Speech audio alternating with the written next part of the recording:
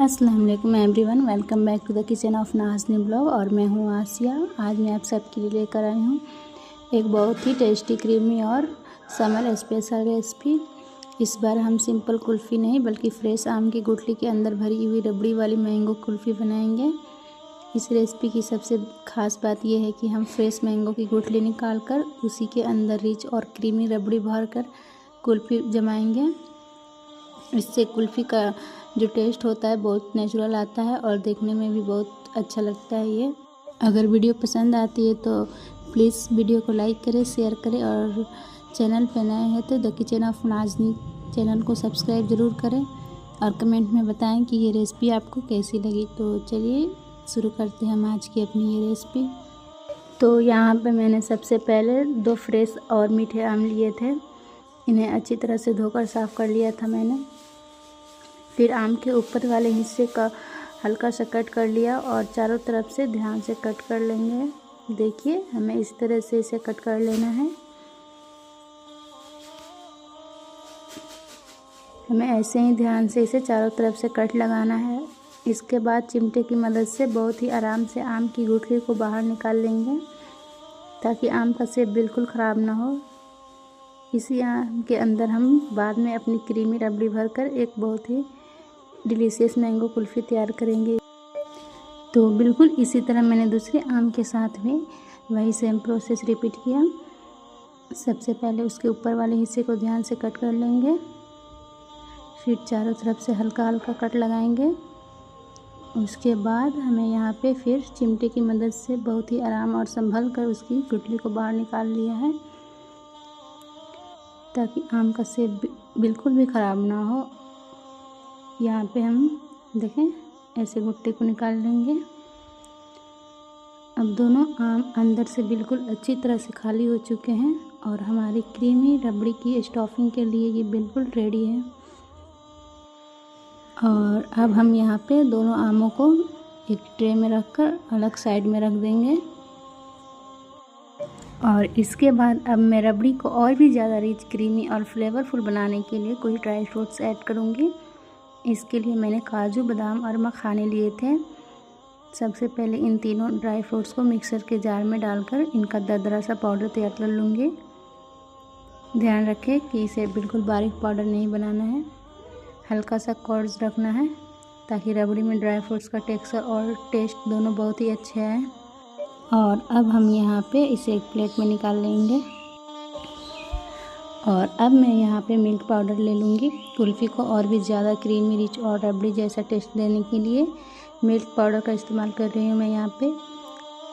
तो यहाँ पे सबसे पहले मैं एक पैन में दूध ले लूँगी। अब इस पैन में मिल्क पाउडर ऐड कर लूँगी। मिल्क पाउडर को डालने के बाद इसे विस्क या चम्मच की मदद से अच्छी तरह से मिक्स कर लेंगे ताकि इसमें कोई भी लम्स ना रहे। अब जब दूध और मिल्क पाउडर अच्छी तरह से मिक्स हो जाएंगे तब हम इसमें पहले से तैयार किए हुए दरदरा ड्राई फ्रूट्स का पाउडर ऐड कर लेंगे। और अब मैं यहाँ पे थोड़ा सा इलायची पाउडर और केसर के कुछ धागे ऐड कर लूँगी। इलायची से रबड़ी में एक बहुत ही प्यारी और रिफ्रेशिंग खुशबू आती है, जबकि केसर इससे खूबसूरत रंग के साथ एक रिच और रॉयल फ्लेवर देता है। अब इन सब चीज़ों को चम्मच की मदद से अच्छी तरह मिक्स कर लेंगे। अब इस रबड़ी को हम एकदम लगातार चलाते हुए पकाएंगे। देखें हमें इसी तरह से लगातार चलाते हुए पकाते रहना है। चम्मच को बिना रोके चलाते रहेंगे। बीच बीच में चम्मच से पैन के किनारे भी स्क्रैप करते रहेंगे ताकि जो मलाई जमती रहे वो भी रबड़ी में अच्छी तरह से मिक्स हो जाए। और अब मैं यहाँ पे 2 टेबल स्पून के करीब शुगर ऐड कर रही हूँ। आप अपने हिसाब से यहाँ पे शुगर ऐड कर सकते हैं जितना आपको मीठा पसंद हो, क्योंकि आम भी मीठे होते हैं।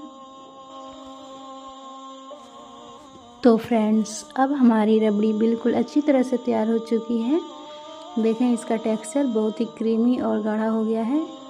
अब गैस को बंद कर देते हैं और रबड़ी को पूरी तरह से अच्छा से ठंडा होने देंगे। ध्यान रखें कि रबड़ी को आम के अंदर भरने से पहले इसका ठंडा होना बहुत ज़रूरी है। माशाल्लाह देखें अब हमारी रबड़ी बिल्कुल ठंडी होकर रेडी हो चुकी है। अब हमें इसे एक बार अच्छे से मिक्स कर लेना है। देखें हमें इस तरह से एक बार इसे अच्छे से मिक्स कर लेंगे।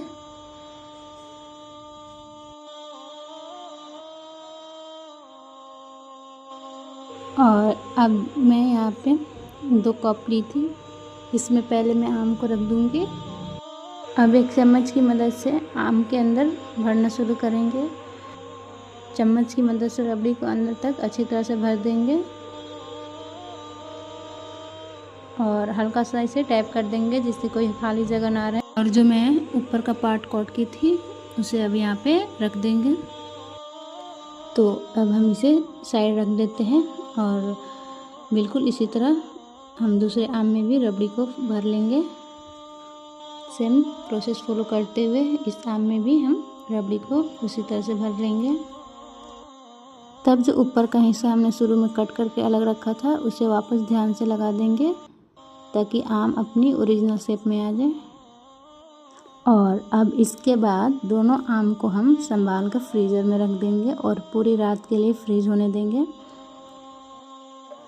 अगले दिन सुबह मैंने फ्रीज़र से दोनों आम बाहर निकाले।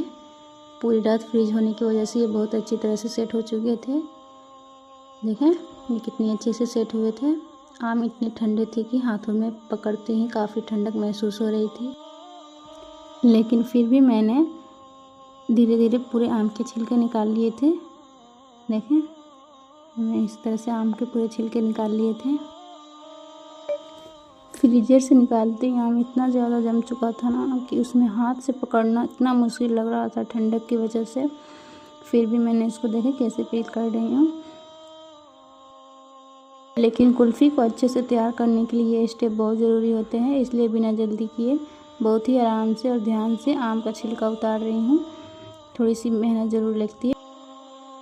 बिल्कुल इसी तरह से मैं दूसरे आम को भी अच्छे से पील कर लूँगी।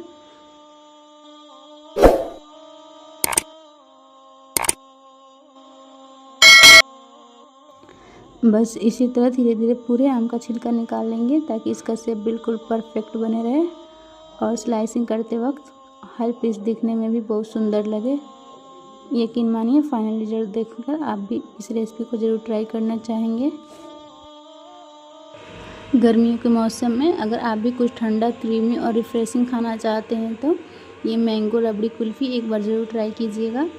इससे बनाना जितना आसान है इसका टेस्ट उतना ही लाजवाब है। आम और रबड़ी का ये कॉम्बिनेशन हर किसी को बहुत पसंद आएगा। अब हमें इसे कट कर लेना है। कटिंग करते वक्त बहुत ध्यान रखना है यहाँ पे ताकि हर स्लाइस बिल्कुल परफेक्ट आए और अंदर भरी हुई जो क्रीमी रबड़ी है भी अच्छी तरह से नज़र आए। देखें हर स्लाइस बिल्कुल परफेक्ट शेप में निकल रही है। अगर आप घर पर भी मैंगो सीजन में ये रेसिपी ट्राई करना चाहते हैं तो ये रेसिपी आप ट्राई करें। यकीन मानिए हर किसी को बहुत पसंद आएगी।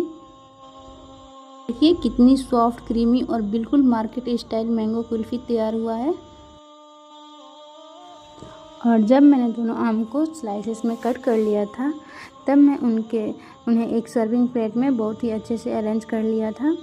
इसके बाद मैंने ऊपर से थोड़ी सी टूटी फ्रूटी गार्निश कर दी थी जिससे कुल्फ़ी और भी ज़्यादा कलरफुल, अट्रैक्टिव और सुंदर दिख रहे थे। तो फ्रेंड्स हमारी मैंगो रबड़ी कुल्फ़ी बनकर बिल्कुल तैयार है। अगर आपको मेरी ये रेसिपी पसंद आई है तो वीडियो को लाइक ज़रूर करिएगा, अपनी फैमिली और फ्रेंड के साथ शेयर करिएगा। और अगर आप मेरे चैनल पर नए हैं तो the kitchen of Nazneen blog को सब्सक्राइब करके बेल आइकन भी ज़रूर दबा दीजिएगा ताकि मेरी आने वाली टेस्टी रेसिपी सबसे पहले आप तक पहुंच सके। मिलते हैं एक और नए और डिलीशियस रेसिपी के साथ। तब तक के लिए खुदा हाफिज़।